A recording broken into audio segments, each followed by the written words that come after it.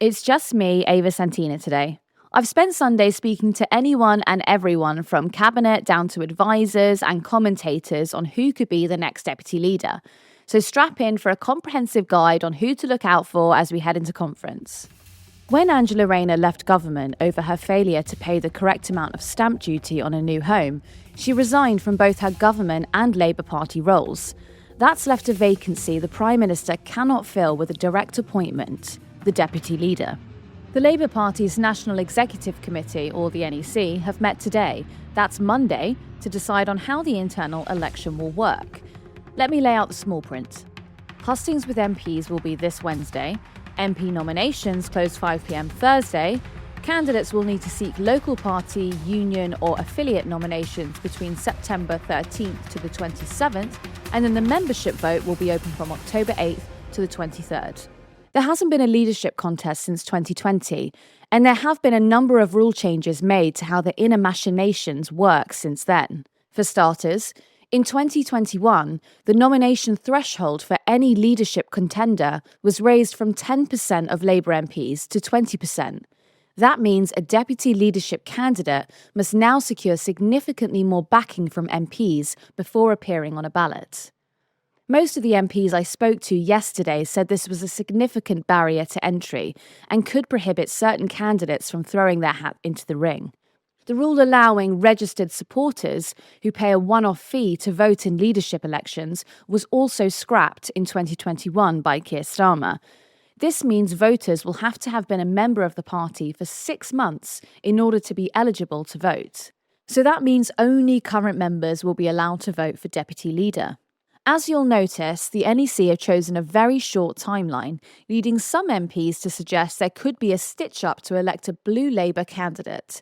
They say there's not enough time for unions and other left-field affiliates of the party to decide on a candidate. Now, let me tell you why only current members being eligible to vote benefits blue Labour. Labour has lost almost 200,000 members in the past 5 years, according to the party's latest annual accounts. The party's membership has been steadily falling since Sir Keir Starmer became leader in April 2020, from a peak of 532,000 at the end of 2019. Despite the party's landslide election victory last summer, it shed another 37,000 members over the course of 2024. That's around 10% of its total membership at the start of the year. According to Labour List, which is an insider online publication, the National Executive Committee members have also reported that the party's youth membership has fallen to 30,000 from more than 100,000 5 years ago. While I can't poll everyone who is a Labour member, I'm going to take a gamble here, and having observed Labour's drift to the right, I'd suggest that the more left-wing cohort who were members of the party are the ones who have departed. If Starmer is to have less of a tumultuous time in leadership, a deputy leader of the party who believes in quote-unquote Starmerism would be helpful. So, if you're on the board of the NEC and you'd like to see the incumbent Prime Minister continue on his missions, it's likely you'll bring the vote forward so as to discourage new members who might be looking for a left alternative. Over the course of Sunday, I spoke to Labour MPs, members, unions, advisors, activists, and people who have left the party. I asked them not who they think will win, but who they'd like to see in post if it were up to them. I'll give my own assessment of whether I think it's plausible. Let's start with who Starmer and Morgan McSweeney would be happy with. Shabana Mahmood. Not one person said they would like her. However, the Birmingham MP, who has just been made Home Secretary, is a favourite of the Blue Labour group and for some reason the media at large. It would be pretty easy for new whip Johnny Reynolds to amass votes amongst the Parliamentary Labour Party, particularly from Starmer faithful new intake MPs who'd be hoping for a promotion. On a personal level, in your first few weeks in one of the great offices of state, it would be unwise to run a deputy leadership campaign that you could lose. It's unlikely affiliates would back her, and a loss this early on into her position as Home Secretary wouldn't exactly encourage confidence in her abilities. As of this afternoon, she has confirmed she will not be running. Newly appointed Housing Minister Allison McGovern has a little less on her plate, and if she implements those very popular renters reforms, could be a possible McSweeney candidate that would sneak through the membership. I say she's a McSweeney candidate because she is a former Progress chair, meaning her Blue Labour credentials are proven. Speaking of Blue Labour, appointed on Friday to Cabinet Office Minister, former director of Labour Together, Josh Simons, wouldn't be a waste of your time to keep an eye on. He's got bold ideas for the party, a lot of it around fatherhood. The Miriam Cates of the Labour Party, you might say. Now, I've got too many people to tell you about, so I'm not going to bother explaining why other senior or government-adjacent Labour MPs wouldn't succeed. Long and short of it is that they're not going to get the votes of the membership or the affiliates. One government-adjacent candidate who could make a go of it, though, is Lucy Powell, fired on Friday by Keir Starmer. She's a Northern voice who is pretty pissed off at Starmer by the sound of things. Take her resignation letter. She says this has not been an easy time in government and expresses concerns around the future of our democracy in the UK. She's fuming and will be a backbencher to keep your eyes on. One MP told me she's a great maternal and pastoral figure. I put this quote to a couple of other MPs, and it seems that she's well liked by her colleagues. She's also got the support of Andy Burnham, a Labour supporter favourite. On Laura Kuenssberg this weekend, he lamented the lack of Northern women on the front bench. I would like to see our MPs respected more. That is the debate we should have during the deputy leadership contest. I know you're not going to endorse a candidate this morning, but what kind of person do you think should take on that job, and what should their role be? Obviously, I'm biased, but somebody from these parts, I think, would be great. Louise Haigh. Possibly Lucy Powell, who I think did a brilliant job in government. I think that's what it needs. We need to hear the voice of the party, the voice of the members, and then the voice of our communities behind that, particularly in the north of England, to counter that London centricity. However, not everyone is in favour. As one source told me, Lucy Powell is a bureaucratic hatchet job. But if Andy Burnham commands, Andy Burnham gets. Tell you who else he mentioned as a potential candidate. Louise Haigh, who you might remember was unceremoniously booted out as Transport Secretary very early on into Starmer's premiership. I was in a pub toilet a few weeks after that sacking. Listener, I was mid-wee, and someone shouted over the stall that they were a close friend of Louise, and that Starmer is a see you next Tuesday for what he did. I've never been able to track down that woman, owing to the fact that I was mid-wee.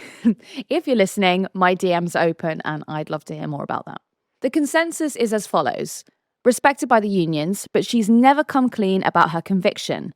That bad judgment hangs over her and could damage her electorally. By the way, Ed Miliband would step back for any choice made by Andy Burnham, which is why I haven't mentioned him so far. But what about Burnham himself, I hear you cry? Yes, he can be deputy leader. Despite not being an MP, he does still qualify. It's a gamble for sure. If he waltzes into deputy leadership and starts making a ruckus, they'll never let him on the ballot to be an MP, which is thought to be his long-term plan. But I suppose if you're closer to the NEC and presiding over how their authority works, perhaps that could ease his selection process? Sounds a little bit insidery. Let me move into the soft left. But first I want to give you this quote by one of the people I asked in the vein of, could a left-wing deputy heal the divide?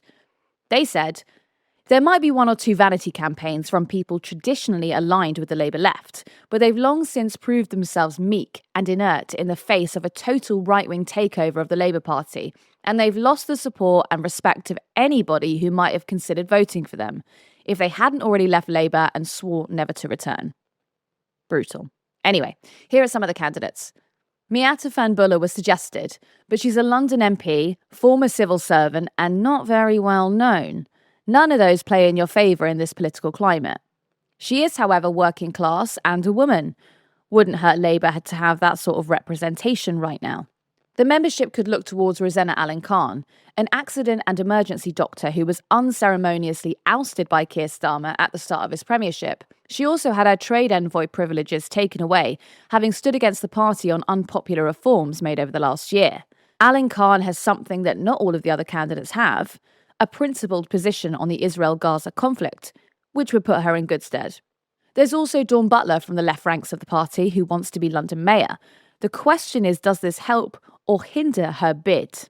And at the end of the day, let's remember that the party is McSweeney's, and the decision on a deputy figure will ultimately have his influence. Many people yesterday told me that just like the botched selection processes pre-election, he won't, quote, allow a decent pick. Olivia Blake made quite a stir during Labour's proposed PIP payment cut scandal. One of only 9 MPs in Parliament who has a disclosed disability, she blasted the reforms, arguing they would create an unethical 2-tier system. To be honest, I reckon Rachel Muskell would have walked it had it not been that she was suspended from the party. Her and Meg Hillier's rebellion on the welfare cuts made them big fish in Westminster. Hillier will likely throw her hat into the ring, but Muskell's opposition was so fierce and so forceful and in line with the membership's concerns, she would have sunk her. Too bad she was suspended just before the summer. I haven't mentioned Emily Thornberry yet because, well, she's the bookies' favourite. A thorn in Keir's side, but pragmatic enough to be entrusted with confidence. She didn't do so well when she challenged for the leader in 2020, but her star within the PLP has certainly risen. Anyway, she was on the Sunday shows yesterday with this. If you could sum up in a sentence what you think the mistakes represent, what is it? I think it's not listening. I think it's not listening to people of goodwill who want the party to succeed. I think we need to do more of that because I think that the answers are out there. But I think that we need to continue to listen and learn from the public. Speaking of old favourites, Lisa Nandy has confirmed she's not running. But Walthamstow MP Stella Creasy has declined to rule out running for deputy leader. In an interview on The World at 1 on Radio 4, she was asked if she would be a candidate. She did not say no. One person who I imagine wants it is Richard Bergen, who was straight out of the gates calling for a fair process with the NEC. New MP from 2024 intake Mike Reeder has thrown his hat into the ring.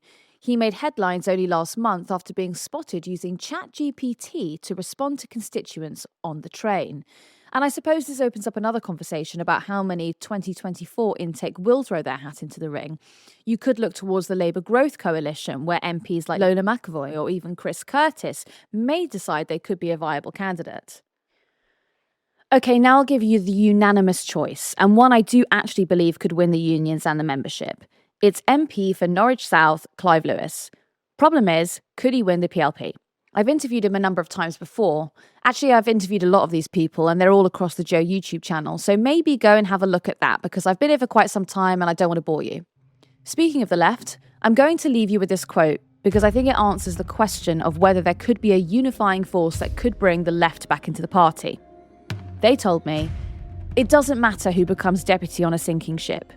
It's very clear that the future of the left in an electoral capacity is outside of the Labour Party, and that any nominally left-wing MPs still sticking with the party are just there for the paycheck until the clock runs out for them. Anyway, I'll update you, dear listener, when I know more.